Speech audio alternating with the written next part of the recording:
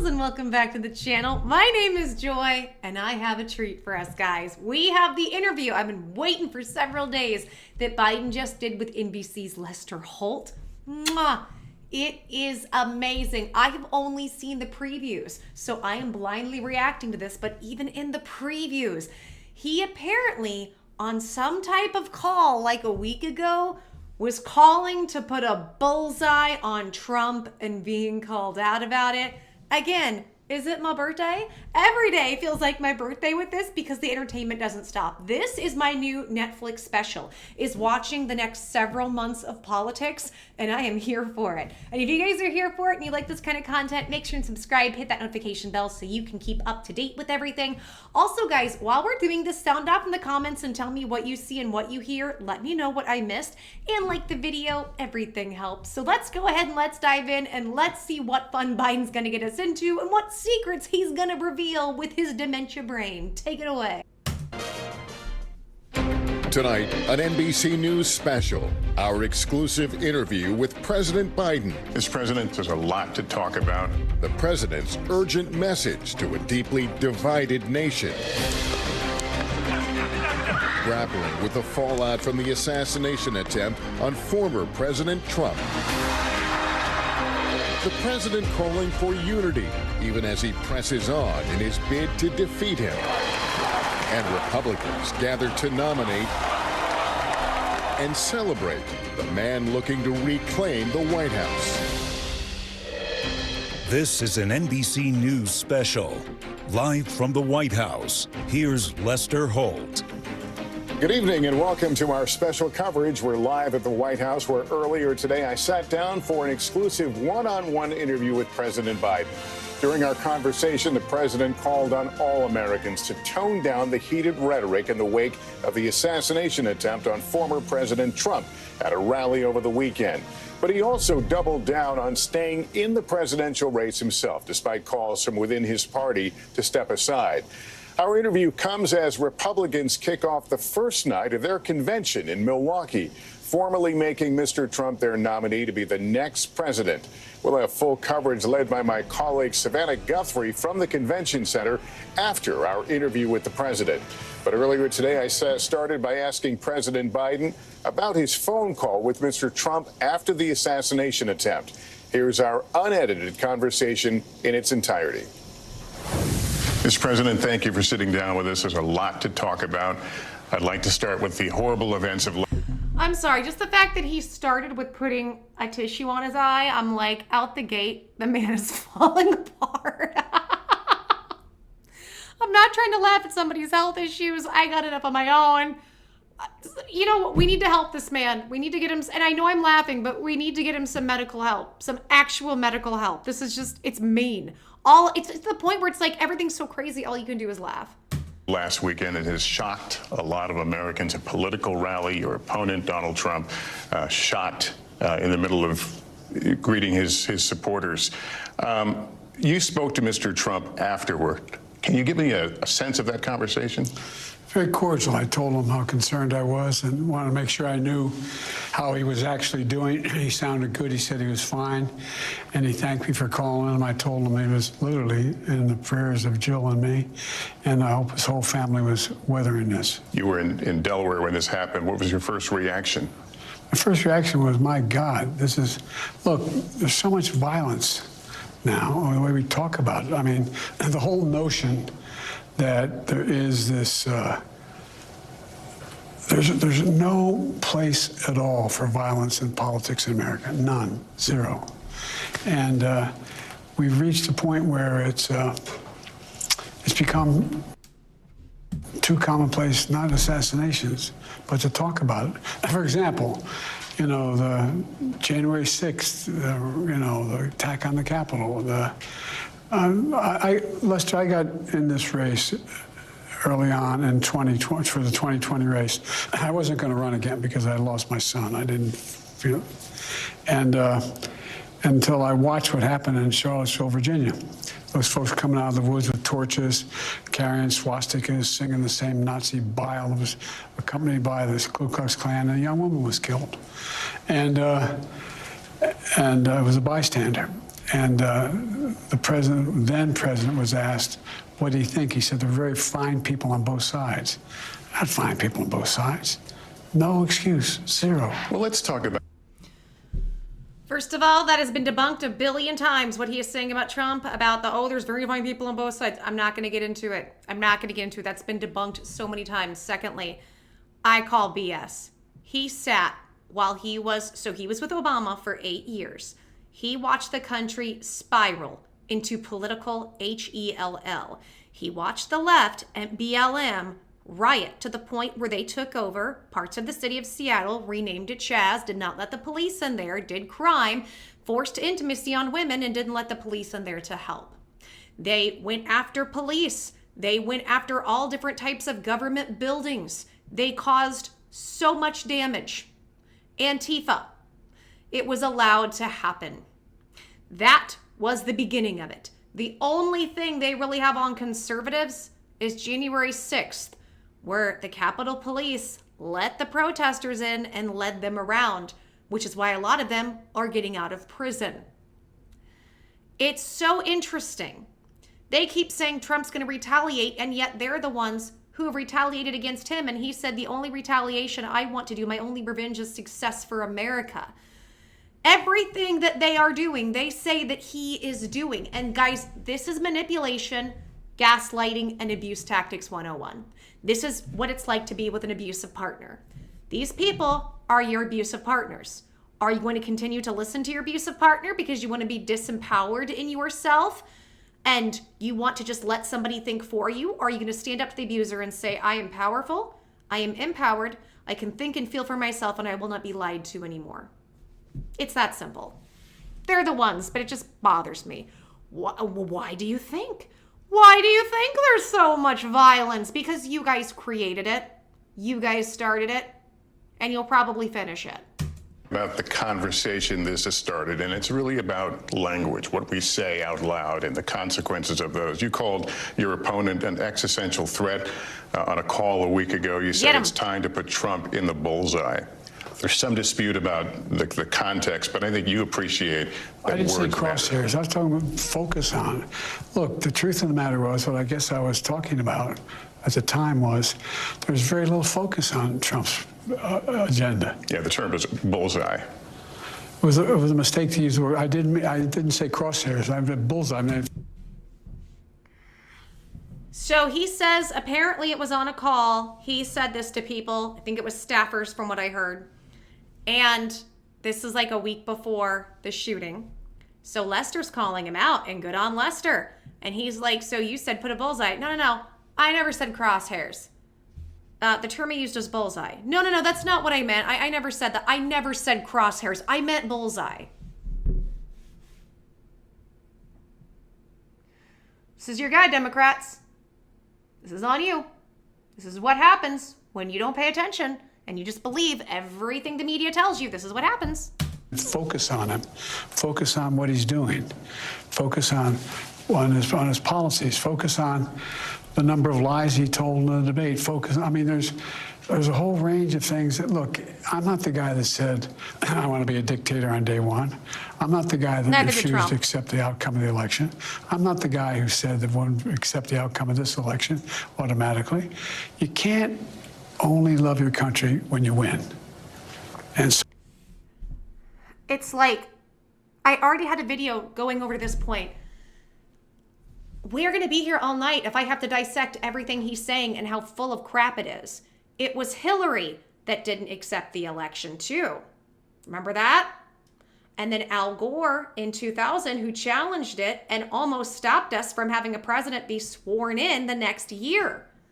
It's the left that's done that more than the right. But we don't ever talk about that. We don't ever paint that. It's just orange man bad when there was clearly some weird stuff going on. I mean, what else did he say? Well, I talked about we want to focus on all his campaign is about attacking Trump. His campaign, his whole campaign is just attacking Trump. And so much of it, I'm even debunking in this, are just lies. It's incredible. So the focus was on what he's saying, and I mean, the idea. But have you taken a step back and done a little soul searching on things that you may have said that could incite people who are not balanced? Good. Well, I don't think, look, how do you talk about the threat to democracy? I like as he's being called out, he starts to malfunction. This happens. When he starts getting called out and he gets overwhelmed, he starts to malfunction. So hopefully this will start getting good. Which is real. When a president says things like he says, do you just not say anything because it may incite somebody? Look, I've not. Look at him, he's melting down. He's melting down, guys. We're watching it. Oh, I hope this is good. Engaged in that rhetoric. Now, my opponent is engaged in that rhetoric. He talks about there'll be a bloodbath if he loses, talking about how he's going to forgive all the, actually, I guess. Forgive all the people that wronged him? Is that what you were going to say? And then dementia brain just kicked in and you realized, oh, I'm having a moment. So you're trying to overcorrect. I bet we're going to go to January 6th, right? Suspend the sentences of all those who were arrested and sentenced to go to jail because of what happened in the Capitol. Boom. I'm not out there making fun of, like, remember the picture of Donald Trump when Nancy Pelosi's husband was hit with a hammer, joking about it? No, you guys don't joke. In fact, you don't allow joking. Jokes get canceled. There's no such thing as sarcasm, says the left. That gets you canceled. You guys don't joke. You actually do calls for violence. You yell fire in theaters. That's what you guys do. Doesn't sound like you're turning down the heat, though. You've talked about No. Look, when I'm turning down, we have to stop the whole notion that there are certain things that are contrary to our democracy that we're for. The idea of saying that I didn't win the election, when every court in the land, I don't know, 20 appeals said, including this conservative Supreme Court, said we won. The idea of having a loyalty pledge from all the folks who are in Republican MAGA, not all Republicans, the MAGA Republicans, saying that, no, we lost the election, inflaming the people to say, So what? Is he trying to, because I was like, where is he going with this? Is he trying to say that Trump saying that Biden lost the election, even though he's legitimate president, is what's caused all of this? They ran around with gasoline and blowtorches, set the place on fire, and then when things started to completely melt and there's nothing left, said, guys, it's too warm. It's too warm in here. You really think this is because Trump said you didn't win? I think he has a sore spot because maybe, I don't know, maybe he has a guilty conscience about something there. What can you and what will you do, at least things you can control, to lower down the temperature, the rhetoric out there? Continue to talk about the things that matter to the American public. Which means attacking Trump nonstop. It matters whether or not you accept the outcome of elections. It matters whether or not you, for example, talk about how you're going to deal with the border instead of talking about people as being vermin and Americans do not care about January 6th. There have been so many polls, there's been so much information, we don't care. What we care about is that under you, Biden, our inflation is so high we can't pay our bills and we're in poverty. What we care about is part of that poverty is that we have a completely open border. You have told everybody, open your doors and don't put locks on them. It's fine. And if you try to protect yourself and put locks on your home, you're a bigot. That's what we've done with our border. Like, it's insane. And then we tell those people, come on in, we give them $7,000 a month. And to everyone else, we tell you, F off. That's what this is. That's what we're concerned with. You are still on your talking points that nobody cares about, and nobody cares about January 6th. Those things matter. That's the kind of language that is inflammatory. Mr. President, you've been in politics a very long time, so let's speak frankly. We're all adults here.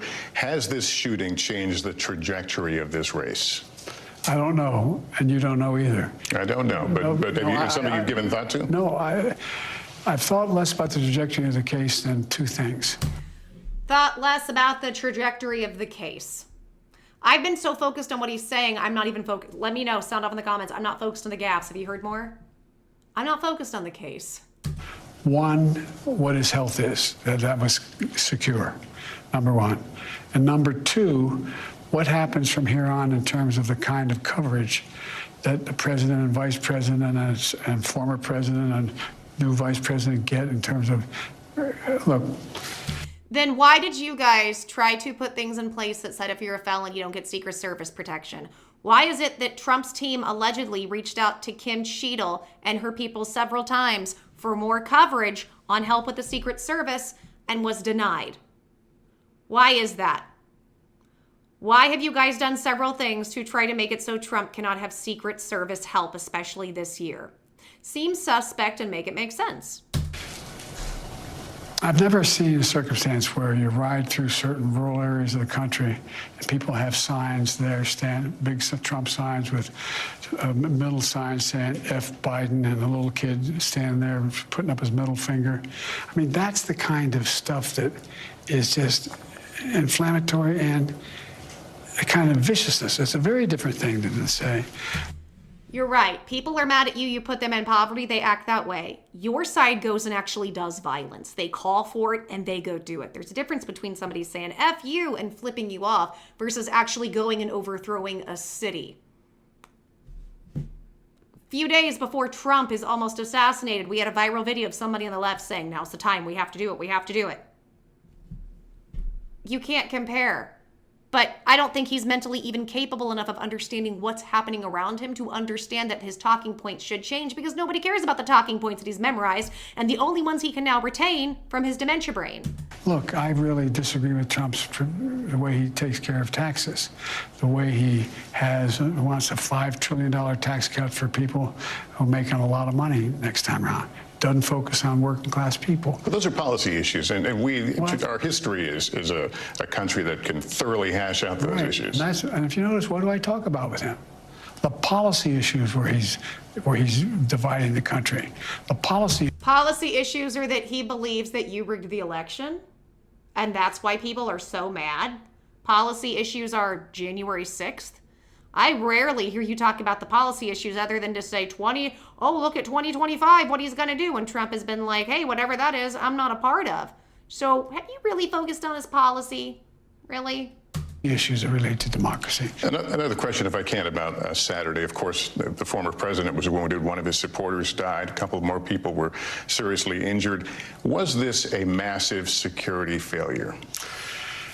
I have had 2 meetings in the Situation Room with all the intelligence communities, the FBI, Secret Service, et cetera, and I've asked for a totally independent analysis, and we'll see what happens when that comes back. Do you have confidence in the Secret Service? Do you feel safe? I feel safe with the Secret Service, but look.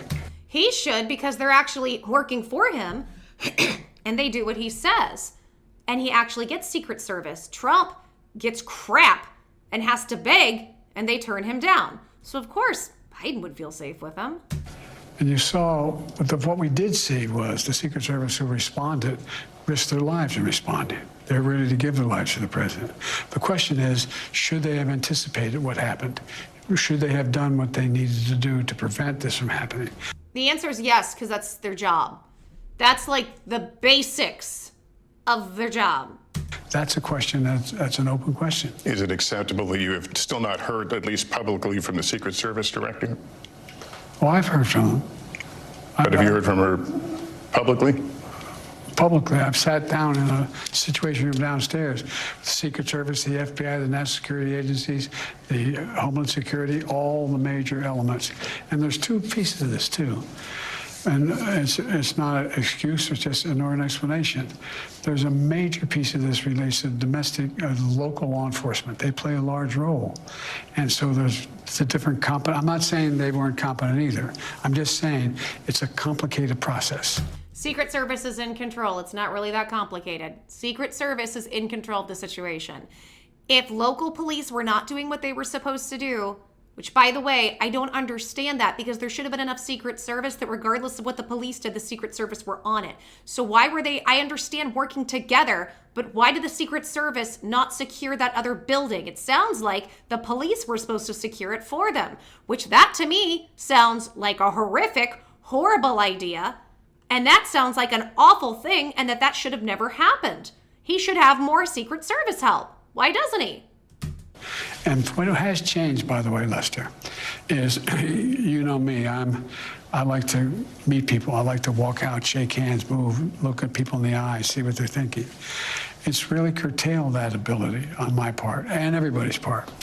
And so, because there's a heightened notion that when you say there's nothing wrong with going to the Capitol, breaking in, threatening people, a couple cops dying, hanging up, putting up a noose, a gallows for the former vice president, and somehow and then you say you're going to forgive people for that, you're going to pardon them. That was just a normal. You're going to forgive all of what Antifa and BLM did? What happened on January 6th pales in comparison, and a lot of what you're saying are lies. Are lies, or not nearly what happened with most of those people. So again, we're going to go back to, because everybody's so concerned with January 6th. Hey, you can't pay your bills, but did you know about January 6th? Did you know? Normal response? That is not. I have my entire career voted against and railed against and moved against the idea of violence is never appropriate. Never, never, never, never, never in politics. Then why does your side call for it all the time? Why? You say nothing when they do. All right, I want to ask you about some other developing news today, if I can. Judge Cannon dismissed the documents case, as you may have heard, in Mar-a-Lago. Can I first get your reaction to that? I'm not surprised. It comes from the immunity decision the Supreme Court ruled on, and Clarence Thomas, in his dissent, said that independent prosecutors appointed by the Attorney General aren't legit. That's the basis on which this judge moved to dismiss. And, but I had an independent prosecutor look at me. They spent months on my going through, and I was totally cooperative in and out of my house. There were, I don't know, the last time in, there were like 10, 12 agents in my house for 9 hours unaccompanied, going through every single thing I had. That's appropriate. And they looked at me and concluded I didn't do a damn thing wrong. But my generic point is that it's, well, the basis upon which the case was thrown out, I find. What was that? What kind of dementia little brain fart? Does dementia do farts in your brain? Can dementia fart? What was that? That was a very long pause. So I can sum this up very quickly with what Biden is saying. Biden, you both took classified documents. Technically, you both can take some classified documents. That's why neither one of you is in trouble. It's just there isn't a coup to try to go after you for it. You guys are creating one for Trump, but it's not working because technically neither of you did anything wrong.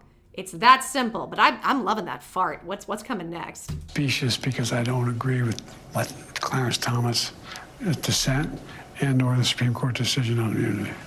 So you believe you should be in prison for taking documents because if you're saying, well, this came from Clarence Thomas and this from what he's saying where this comes from, then he should be in trouble too. So you don't believe if the immunity is the reason, the ruling immunity is the reason that Trump, it was okay for him to take documents, then we should put Trump in prison for that. But don't you go to prison for the same thing? Oh, everything is okay when the left does it. We're all a bunch of horrible racists, but when they show up in blackface and actually do horrible things to minorities, totally fine. In light of this decision, the delay in the Georgia case, the Supreme Court decision on immunity, which you referenced, the former president has seen a series of legal wins recently. You have actively campaigned on his legal woes. Can you do anything like that anymore? Sure, I can talk about what I think is appropriate. What I think is appropriate. I think the Supreme Court made a terrible decision. I think the justices he appointed have, in fact, been the most conservative. And I would argue, if you survey constitutional scholarship, they seem out of touch with what the founders intended. Before this violent turn of events over the weekend, the talk, as you know, was about you and your future, if you should stay in the race. Your allies, James Clyburn, Nancy. I want to point this out when it comes to the justices. He has said repeatedly, put me back in office and I will make sure and reinstate Roe versus Wade. He has no power to do that. It was Roe versus Wade that got taken away under his administration. So how are you going to put it back? I just want to go ahead and throw out that fun little lie, because, you know, Trump lies all the time. Pelosi have kind of put it out there that they're waiting for your decision, giving you time to make your decision. What I hear from you is that you made your decision. Are you still comfortable in that decision? Has anything changed in the last several days? No. What do you make of people like Nancy Pelosi, though, who seem to be of the opinion that there is a window for you to make this choice? What aren't they getting? Look, we knew this was going to be a close race from the moment he announced. We're starting to malfunction. You hear it? There's some little malfunctions happening. He can't go for too long, guys. The idea that we are in a situation where, He's struggling. if you look at all the polling data shows a lot of different things, but there's no wide gap between us. It's essentially a toss-up race. And I think one of the arguments that get made, you have the most successful presidency of any president in modern history, maybe since Franklin Roosevelt. Passed more major legislation no one thought could get done. We're able to put together consensus. We're able to unite NATO. We're able to deal in foreign policy. Why don't you just decide to rest on those laurels? And the answer is because the job's not finished. Do you feel like you've weathered the storm on this issue of whether you should be on the ticket or not? Look, 14 million people voted for me to be the nominee in the Democratic Party, okay? Under false pretenses. They were under the impression from your media on the left that you were fine. Anybody who says that you aren't fine are just a bunch of racist bigots. And now they realize the truth. So they voted for you on a lie. Point blank, period. I listened to them. In your last TV interview, you were asked if you had watched the debate, and your answer was, I don't think so, no. This is great. Have you since seen it? I've seen pieces of it. I've not watched the whole debate. And the reason I ask, because I guess the question is, are you all on the same page? Are you seeing what they saw? He didn't watch it. How do you not watch it? How do you not watch it? He says, oh, it was such a bad night. It was so bad. I messed up. You would think the first thing you would want to do, then at least the next day, is start going over, what did I do wrong? Okay, let's fix this. And by the way, he won't even say what he did wrong. It's just, it was bad. I had a really bad night. Really messed up. What did you mess up? Exactly what did you mess up? Which was moments of, frankly, that appeared to be, you appeared to be confused. Lester, look. He looks confused right now. Why don't you guys ever talk about the 28 lies he told? All the media has done is spin stuff on Trump. You're just mad that suddenly your crap is getting called out. Where for him, it was just nonstop lies about him. Where are you on this? Why didn't the press ever talk about that? We're gonna whisper? 28 times. Whisper It's time, confirmed guys. he lied in that debate. I had a bad night. How do you know if you had a bad night if you didn't actually see what happened and you don't have any idea what happened? I wasn't feeling well at all. There we go. The bad night, and he regrets that he messed up, is because he was sick. How is being sick a mess up? Well, I messed up. What exactly did being sick mess up for you? How do you have any self-awareness of what you did? You don't. I screwed up. But It's malfunction time because he doesn't know what to do. Yeah, I just asked the question because the idea that you may or may not have seen what some of these other folks have seen, you're not on the same... I'd have to see I was there. I'd have to see it, I was there. And by the way, seriously, you won't answer the question, but why didn't the press talk about all the lies he told? Well, I haven't read anything about that. We have reported many of the issues that came up during that Good job, debate. Lester. No, you haven't. We'll provide you with Oh, them. look at Joe. God love you. Okay. President Obama put out a statement He's mad. Joe mad. after the debate, but Should he and Michelle Obama be doing more to express their confidence in you? No, they're helping me. They've helped me from the beginning. This is my job to get this done. Have you talked to him recently about this? I haven't talked to him in a couple weeks. Have you talked to him since this issue came to light, since the debate? I don't think, I may have. I don't think so. You haven't talked to him in a couple weeks, but you may have. You don't think so, even though the debate was like 2 weeks ago. Okay. Who do you listen to on deeply personal issues, like the decisions whether to stay in the race or not? Me. Really? Are you the best judge of character? Are you the best judge of anything right now? Okay. Look, I've been doing this a long time. The idea that I'm the old guy, I am. I'm old. But I'm only 3 years older than Trump, number one. And number two, my mental acuity's been pretty damn good. No, it's getting worse and worse. And also, here's the thing. Trump, you guys are 3 years apart, but he's sharp. He's with it. He isn't making the same gaffes and mistakes as you are. He's able to walk unassisted. He can put his arms out right. Trump is an actual functioning human being. You are not acting functional. I've gotten more done than any president has in a long, long time, in 3.5 years. So I'm willing to be judged on that. I understand why people say, God, he's 81 years old. Whoa, what's he going to be when he's 83 years old or 84 years old? It's a legitimate question to ask. I want to ask you about, just shortly before you and I sat down. We're concerned, are you going to be alive in the coming weeks, honestly? Former President Trump named his vice presidential pick, J.D. Vance. What does that tell you, his qualities? What does that tell you about former President Trump's values in terms of who he will surround himself with in a next administration should he win? Well, it's not unusual. He's going to surround himself with people who agree completely with him. Says the guy who just said the only advice he takes about himself is from himself. Okay. I have a voting record. I support him.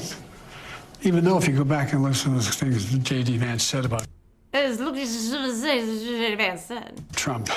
Well, he said some things about you, yeah. Oh, no, well, he said something about me, but see what he said about Trump. What's with you guys? Come on, man. Look. He's getting angry. Oh, he's getting angry. I love it. The point I'm making is that J.D. Vance has adopted the same policies. No exceptions on abortion, making sure that he supports it. Trump said that there should be exceptions. He has said that, and this is also where I've said I do not agree with the right. I don't agree with the right on their decisions on what they're doing with all of that. Both sides need to come together and get better health care for women, better birth controls, so we never have to be in that position to make that choice. But Trump has said there should be exceptions, and he also said I'm giving it back to the states. Biden has said you don't give civil rights. You don't let the states allow or choose civil rights. And I actually do agree with Biden on this. And I'm just saying this to be totally upfront. I like to be transparent with y'all.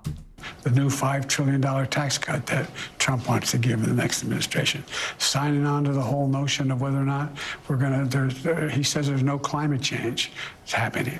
I mean, he signed on to the... He doesn't say no climate change, but the narrative that you guys have about what's going on with climate change is being challenged because the science doesn't back it up.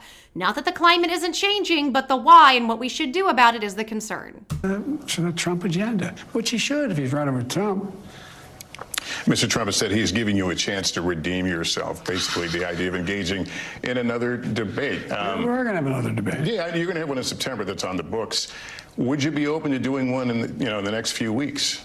I'm going to debate him when we agreed to debate, and I'm going to debate him in September. I'm going to rebate him. Everyone, he's going to have a rebate, a big rebate in September. So the answer is no, he's not going to do it, but he's going to rebate. But if the opportunity came up to do one between now and then, is there a sense of wanting to get back on the horse? I'm on the horse. Where have you been?